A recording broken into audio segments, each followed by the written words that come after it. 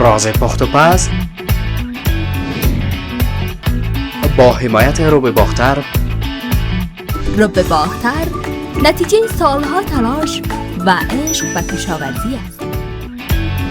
و مسالجات دیگه حکیمی مساله خوند، رنگ او روغتیا یو ځای. بسم الله الرحمن الرحیم. په سلامونو نیکو هیلو مو هرکلی کوم. درنو لیدونکو هیله ده چې جوړ روغ د صحت او عافیت جامې مو ورته وي. قدرمنو لیدونکو، تاسو وطن تلویزیون ګورئ او د پخلي راز خپرونه کې زه میرویس صبري د څو شیبو لپاره ستاسې د کورونو میلمه یم. قدرمنو لیدونکو، لکه څنګه ستاسو ته معلومه ده، موږ په دې خپرونه کې تاسو ته ډول ډول خواړه چمتو کوو. دا چې په نننۍ خپرونه کې موږ څه چمتو کوو، څه تیاروو، په دې اړه خبرې کوو. په لومړي سر کې موږ ځانګړې مننه کوو د خپرونې لاس په اثر کوونکو څخه ارمتاج شرکت چې له ځان سره بېلابېل وطني تولیدات لري، لکه لوبیا، نخود، متر، روب چې تاسو هم کولی شئ چې استفاده ترې وکوئ، ځکه چې د پوره کیفیت، خوند او رنګ درلودونکي دي. باختر روب یو د ارمتاج شرکت له وطني تولیداتو څخه دی. تاسو هم کولی شئ ترې استفاده وکوئ، د ځانګړي خوند ذایقې درلودونکی دی. همدارنګه ځانګړې مننه کوو حکیمي مسالې څخه چې دا هم د وطن تولید دی. له ځان سره هر ډول وطني تولیدات لري. دوی نه یوازې موږ کولی شو په قورمه یا هم په هغو خوړو کې استفاده کړو چې هغه لوړ دي. تاسو کولی شئ له دې څخه په قابلي، بریاني، همدارنګه روش، ماهي، کباب په ټولو کې تاسو استفاده ترې وکوئ. د ځانګړي خوند، بوی او خاص ډول د ډېر خوندور بوی درلودونکی دی. راځو دوستانو خپرونې ته. دا چې په نن خپرونه کې موږ څه چمتو کوو، څه تیاروو. په نننۍ خپرونه کې موږ بیا هم یو ډول ډېر اسانه او په کم وخت کې اماده کېدونکي خواړه تاسو ته چمتو کوو چې د پسه قورمه ده. د پسه قورمه په څو طریقو باندې اماده کېږي، خو په نننۍ خپرونه کې زه تاسو ته ډېره اسانه او په ډېر کم وخت کې طریقه درښیم چې په ډېر کم وخت کې دا خواړه اماده کېږي. راځو لومړی د دې مواد لازمه معرفي کوو چې په دې خوړو کې څه استفاده کېږي او له څه څخه موږ استفاده کوو. پیاز یو دانه، رومي هم 2 دانې، روب باختر روب ده چې د ځانګړي خوند او رنګ درلودونکی ده، بیا هم یو قاشوغه استفاده کوو. مرچ اړتیا قدر ته څومره چې تاسو خوښه وي هغومره اچولی شئ. د ګشنیز پاڼې هم اړتیا قدر ته، اوږه یا سیر هم اړتیا قدر استفاده کوو. په مساله‌جاتو کې هم رنګ شیرین، نمک ورسره، زرچوبه ورسره، قورمه مساله چې دا ټول د حکیمي مسالې شرکت څخه دي چې ټول د وطن تولید. تاسو هم کولی شئ ترې استفاده وکوئ. د ځانګړي خوند او بوی درلودونکي دي. راځو دوستانو پیل کوو.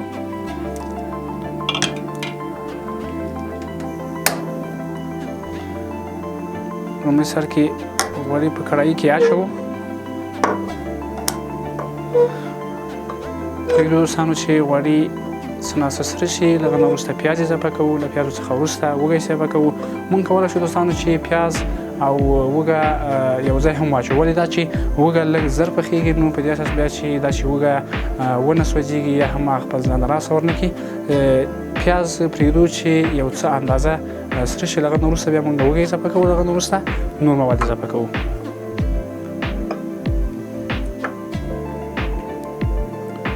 د یادونې وړ ده درنو لیدونکو چې موږ همیشه کوشش کوو چې تاسو ته ډېر اسانه او اقتصادي خواړه چمتو کړو. په ډېرو ساده وسایلو څخه موږ استفاده کوو، په دې خاطر چې موږ په دغه لوابو کې چې ما نن استفاده کړې ده د ټولو د میده کولو یا هم د ماشین کولو لپاره ما له یو داسې ماشین څخه استفاده کړې چې هغه په زه مطمئن چې په ټولو کورونو کې هغه موجود ده. د دغه ماشین څخه تاسو کولی شئ چې په هر ډول خوړو کې، په هر ډول سلاد جوړولو کې، په جوس جوړولو کې، په بانجان میده کولو کې، پیازو میده کولو کې، وکې په ټولو کې تاسو کولی شئ د څخه استفاده وکوئ. د دې لپاره چې د تاسو مطمئن شئ، ما هم په نننۍ خپرونه کې ټولو کې له همده څخه استفاده کړې ده.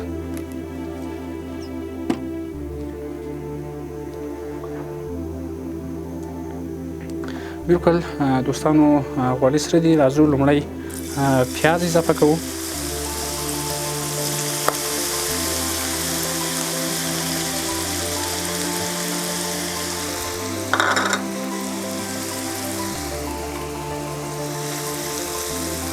پیاز تر څو چې دوستانو پیازو هر وخت خپل رنګ اړولی نه وي یا هم طلایي رنګ ته اوښتی نه وي، تاسو کوشش وکړئ چې هغه پرېږدئ تر څو هغه خپل رنګ طلایي کړي یا هم ښه سره شي، تر څو خپل ځانګړی بوی راوسپړي.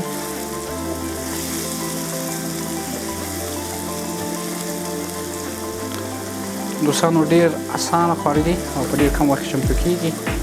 هیله مند یم چې د موږ سره تر وروستیو شېبو ملتیا وکړئ.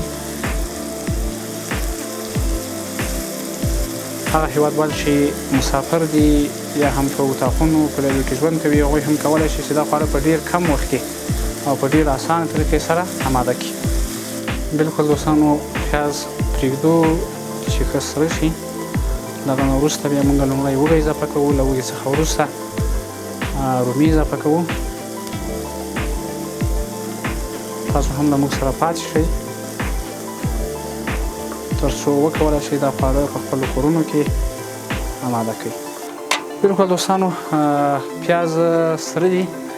راځو لومړی سیر یې هم وږی اضافه کوو.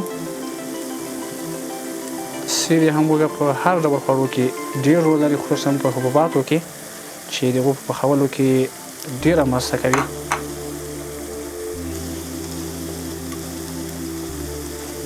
وږه هم دوستانو پرېږدو تر څو یو څه نرمه شي، پخه شي، له پیازو سره حل شي. د هغه نه وروسته بیا موږ نور مواد اضافه کوو. بلکل دوستانو تاسو وینئ چې پیاز او وږه سره دي، اماده دي. راځو اوس رومي اضافه کوو. دوستانو تاسو وکتل چې موږ رومي اضافه کړل. پرېږدو چې رومی یو څه پوخ شي. له هغه نه وروسته بیا ګشنیز او تازه مرچ اضافه کوو.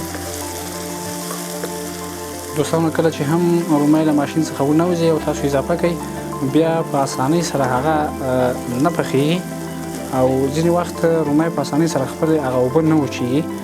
بیا تاسو په هغه حالت کولی شئ له مالګې څخه استفاده وکړئ. کله چې مالګې اضافه کړئ، مالګه کولی شي د رومي اوبه وچې کړي.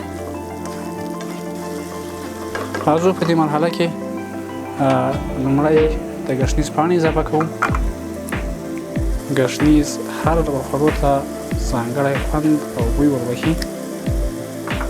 اوس هم راځو تازه مرچ ستاسو د ذایقې په نسبت چې هر څومره ستاسو خوښه وي هغومره اضافه کولی شئ. دوستانو راځو اوس په څه کې د پخلي راز ده، د پخلي خوند ده، د پخلي رنګ ده، باختر روب اضافه کوو. باختر روب هم د وطن تولید. باختر روب اضافه کوو چې ځانګړی خوند، رنګ او کیفیت درلودونکی ده. تاسو هم کولی شئ په هر ډول خوړو کې پرې استفاده وکوئ. تاسو وینئ دوستانو کله چې موږ خوړو ته یا لوابو ته باختر روب اضافه کړو، سمدلاسه خپل تاثیرات غورځوي.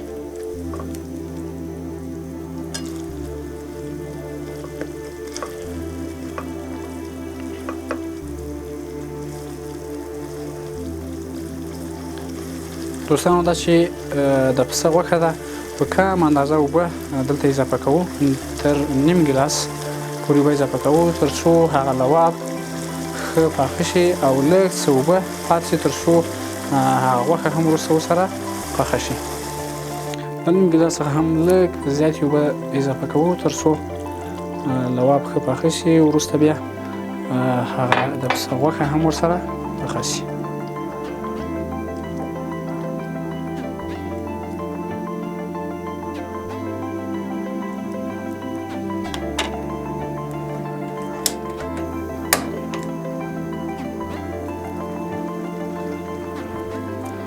د څو ثانیو یا هم یوې دقیقې لپاره د ده سر پټوو تر څو ژر پاخه شي. تاسو وینئ چې باختر روب څومره خوړو ته رنګ او کیفیت وربښي. بلکل دوستانو راځو په دې مرحله کې اوس مساله‌جات اضافه کوو.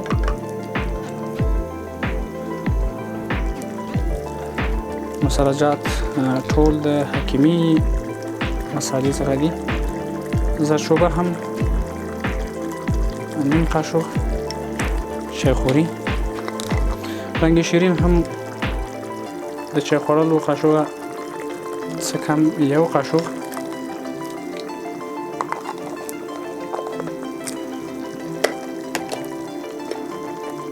اوس هم قورمه مساله چې دا هم د حکیمي مسالې تولیدات څخه ده، د وطن تولید. تاسو هم دوستانو استفاده ترې وکوئ تر څو مو خواړه له ځانګړي بوی، رنګ او خوند څخه برخمن شي. اوس هم کړایي مساله په ډېره کمه اندازه اضافه کوو تر څو د خوړو هغه بوی خوندور راشي.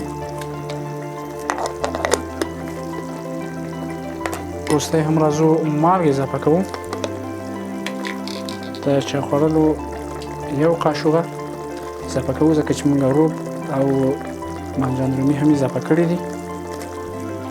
دا چې ډېر ترش نشي نو په کمه اندازه سره مالګه اضافه کوو.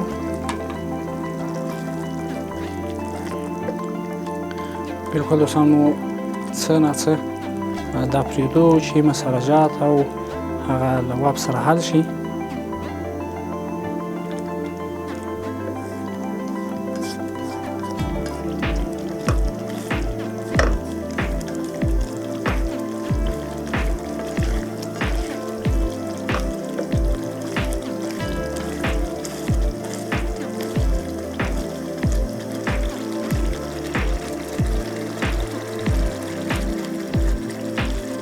تاسو وینئ دوستانو چې لواب اماده دي. وروستۍ مرحلې ته راځو او د پسه غوښه چې مخکې له مخکې موږ دا په دې بخار کې جوش کړې ده دوستانو، یوه یادواري بیا هم کومه. د پسه غوښه چې داسې دا کلکه وي په کړایي کې دې پخول څه ناڅه سخت وي، نو تاسو کولی شئ چې مخکې له مخکې دا په دې بخار کې له څه اندازه پیاز او مالګې سره جوش کړئ او له هغه نه وروسته لواب ور جوړ کړئ او په لوابو کې یې سره کړئ. دوستانو راځو غوښه اضافه کوو. بلکل دوستانو لکه څنګه تاسو ولیدل غوښه مو اضافه کړه ده.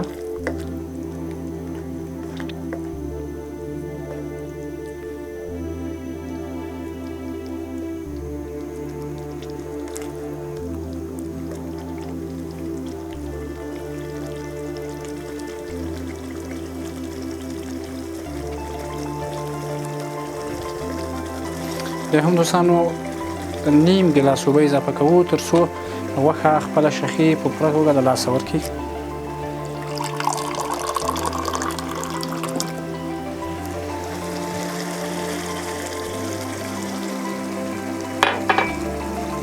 اوبه مو اضافه کړلې. اوس یې دم تږدو په ملایم یا هم نرم ګاز سره له 12 څخه تر 15 دقیقو پورې دم تږدو تر څو لواب او غوښه مکمل پاخه شي او خوړلو ته اماده شي.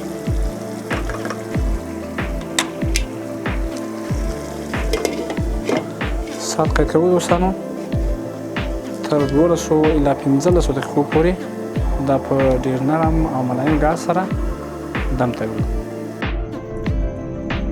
تاسو وینئ دوستانو چې خرما ډېره خوندوره راغلې ده.